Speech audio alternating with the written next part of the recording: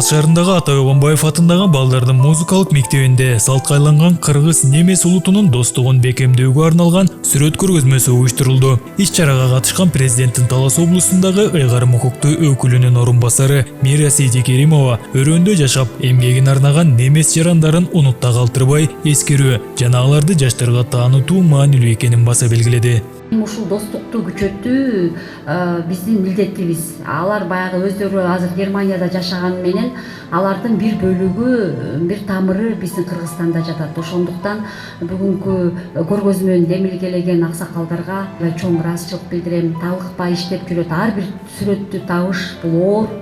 Ар бир тарыхты сакташ андан бетер кыйын.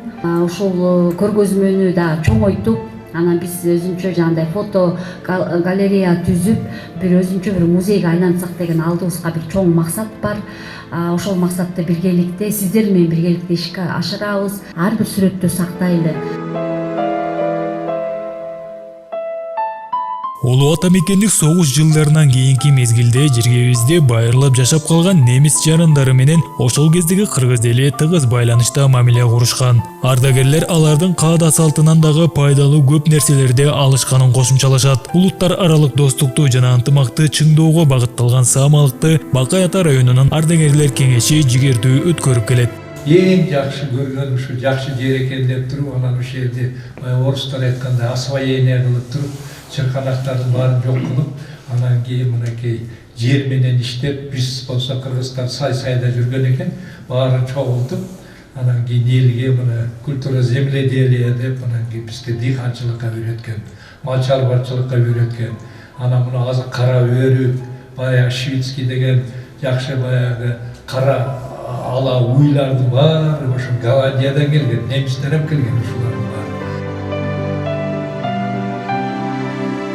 Немец калкы дүйнө коомчулугуна ойлоп тапкычтыгы, өз тармактарынын мыкты адистери катары белгилүү. Өткөн кылымдын экинчи жарым чейрегинде Бакай Ата районунда жашаган бул улуттун өкүлдөрү дагы бөтөн эл, бөтөн жер дебей курулуштарда өздөрүнүн тажрыйбалары менен бөлүшүп, кыргыз кошуналарына кол кабыш кылышкан.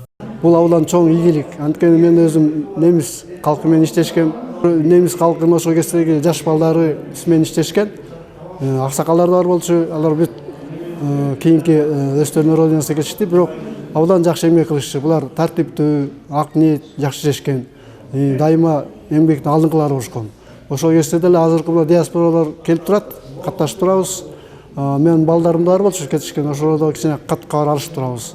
Мен азыр ойлоп атам ушу немис калкынын тартиптүүлүгү, пунктуалдыгы кандай жакшы болот. Эмки жаштар ошолордон үлгү алып, жакшынакай достук мамиледе болсо, абдан жакшы болмок да.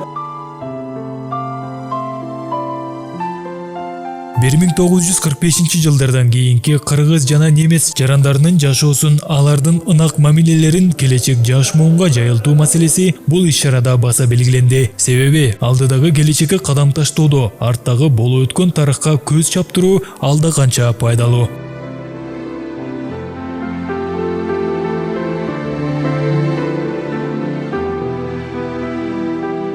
Саймак Барманов, Бексултан Рахатбек уулу, Зина Акматова, Таңкы Талас маалымат музыкалык программасы.